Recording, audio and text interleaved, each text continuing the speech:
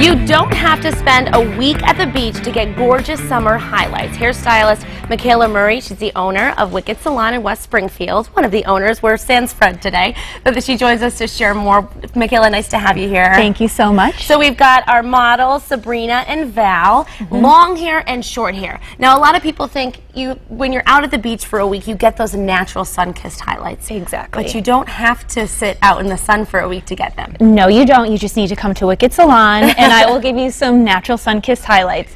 On Sabrina's hair, what I did was I actually darkened her base, and then I put balayage highlights on top of it. The darkened base gives contrast to the highlights.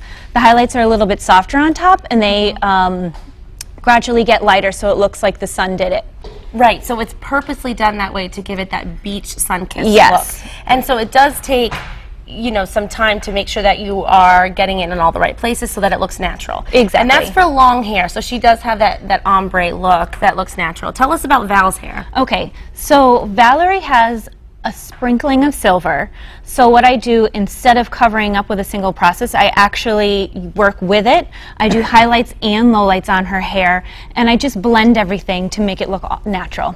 Right, so it's not coloring it, it's just using your beautiful silver that you have and working it through to make it look more natural. Yes. Yep. And brighten it up. Yep, I keep her a little bit brighter around the face, and I add some lowlights to it also. They're not dark, but they just give it a little bit of depth. So when you have a blonde piece, it kind of pops on top of the dark. Which we can see right there. The other thing too is the style. So, you know, I think it's tricky in the summertime, especially with this humidity.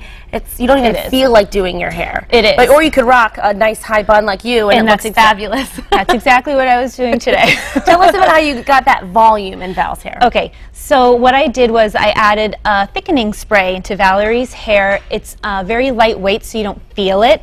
And then I blew it dry with a round brush, and I added Velcro rollers. And the Velcro rollers I left in while she was getting her makeup done, and it just gives it that little bit of like volume that she needs at the root. And if I need to back comb a little bit, I do. And then I just sprayed it. I finished it with my fingers. So it's really just Velcro rollers, give it some product, thickening spray, and then that gives it that volume at the top. Yes. Tell us about Sabrina's style. Sabrina's style, I wanted it to look a little bit beachy, so before I even started using an iron, I prepped it with a little bit of texturizing spray to give it some grit.